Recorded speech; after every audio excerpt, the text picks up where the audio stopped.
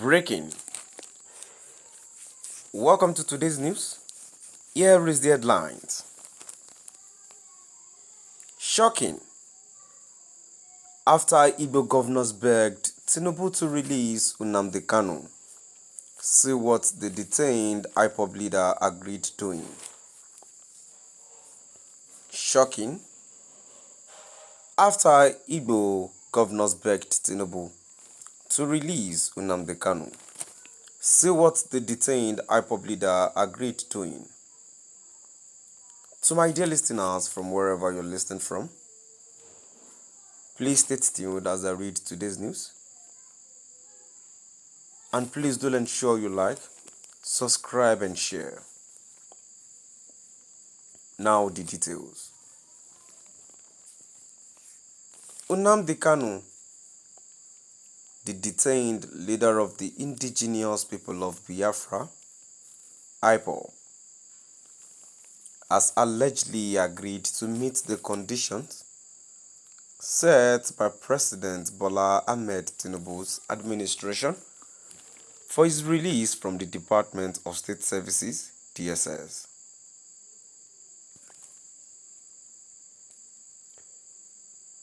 This development emerged following a recent meeting between Southeast senators and the Attorney General of the Federation and Minister of Justice, Lateef Fagbemisan, spearheaded by Senator Eyinayala Baribe, representing Abia South Senatorial District.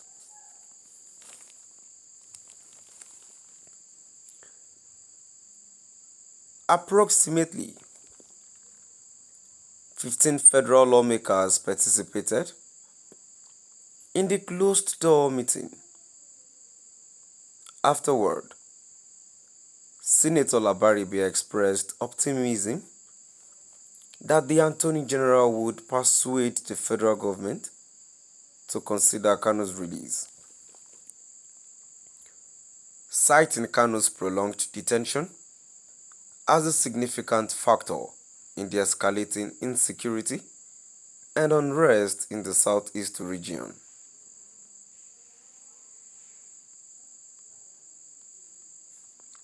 During the meeting, Abaribe disclosed that he had met with Kanu at the DSS headquarters, where Kanu expressed his readiness to comply with any conditions set by the government for his release.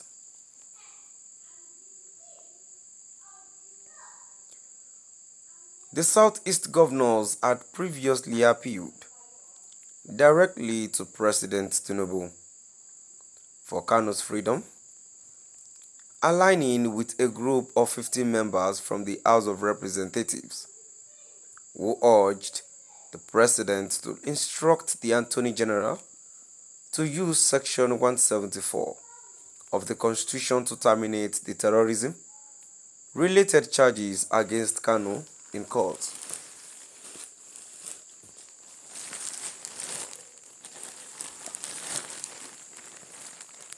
Kanu's legal troubles began with his initial arrest in Lagos in October 2015, followed by his bail in April 2017, and subsequent escape from the country amid his trial. He was rearrested in Kenya in June 2021 and has since remained in DSS custody. Although the Court of Appeal ordered his release in October 2022, the Supreme Court overturned this decision in December 2023, allowing the federal government to proceed with the trial on 7 remaining charges. Meanwhile, Ipob continues to advocate for Kanu's release, arguing that his detention is arbitrary and unconstitutional. The group has called on the Supreme Court to expedite the hearing of the appeal or release Kanu, accusing the federal government of reluctance to pursue the case they initiated.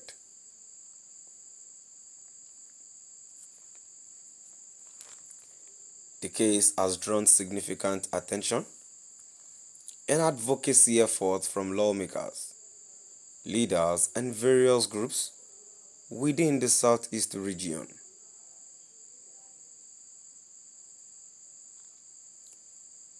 The Catholic Bishops' Conference of Nigeria, CBCN, also urged President Tinubu to release Kanu, emphasizing that his continued detention contributes to insecurity and economic disruption in the region, particularly due to the sit-at-home orders enforced by Ipob.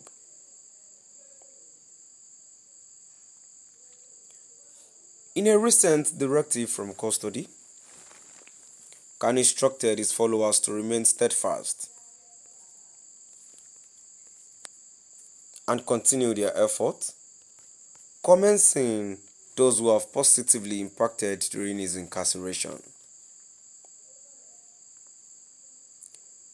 As the legal battle continues, the Southeast region and various stakeholders remain hopeful for a resolution that will address both the legal and socio-political implications of Kanu's detention. To my dear listeners, now I've come to the end of our today's news, and now before I go, in contribution to the news that I've read so far, releasing Nnamdi Kanu will not cost Tinubu's